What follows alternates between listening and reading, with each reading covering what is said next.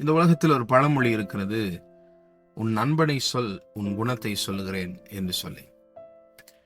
நாம் யாரோடு கூட நண்பர்களாக இருக்கிறோமோ அல்லது யாரோடு கூட நெருங்கி வாழ்கிறோமோ அவர்களுடைய குணாதிசயங்களும் அவருடைய பழக்க வழக்கங்களும் நம்மிடத்தில் தொற்றிக்கொள்வதை நம்மால் எளிதாக பார்க்க முடியும். இந்த பேச்சு வழக்கு அல்லது அவர்கள் பயன்படுத்துகிற வார்த்தைகள், இவைகளை நாமும் பயன்படுத்துவதை, அவர்களைப் போலவே நாமும் பேசுவதை, செயல்படுவதை நம்மால் எளிதாக பார்க்க முடியும். அவருடைய பழக்க வழக்கம், நடைமுறைகள் எல்லாம் நம்முடைய வாழ்க்கையிலும் நம்மை அறியாமலேயே கடந்து வருவதை நம்மால் காண முடியும். என்னாகமம் 11ஆம் அதிகாரம் 4வது வசனத்திலே அங்கே வேதம் சொல்லுகிறது, பின்பு அவர்களுக்குள் இருந்த பல ஜாதியான அந்நிய ஜனங்கள் மிகுந்த இச்சை உள்ளவர்களானார். இவர்கள்தான் இந்த ஜனங்களை தூண்டி தூண்டி ஆண்டவருக்கு விரோதமாக பாவம் செய்ய வைத்துக் கொண்டே இருக்கிறார்கள்.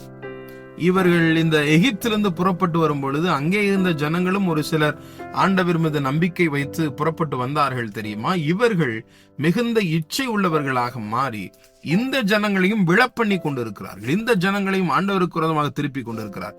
இந்த ஜனங்களையும் முறுமுறுக்க வைத்துக் கொண்டிருக்கிறார்கள். நீங்கள் யாரோடு ஐக்கியம் வைத்திருக்கிறீர்கள் என்பதில் மிகவும் கவனமாக இருக்க வேண்டும். நீங்கள் ஐக்கியம் வைத்திருக்கிறவர்கள் நீங்கள் சபைக்கு போவதற்கு, ஜெபிப்பதற்கு, ஊழியம் செய்வதற்கு, ஆண்டவருக்கு பிரியமாய் நடப்பதற்கு, பாவம் செய்யாமல் இருப்பதற்கு எதிராய் இருக்கிறார்களா அல்லது உங்களோடு கூட துணையாய் இருக்கிறார்களா என்பதை நீங்கள் கவனித்து பார்க்க வேண்டும். உங்களுடைய ஐக்கியம் யாரோடு கூட இருக்கிறது என்பதை சோதித்து பாருங்கள். அதுவே உங்களுடைய வாழ்க்கையாகவும் மாறும்.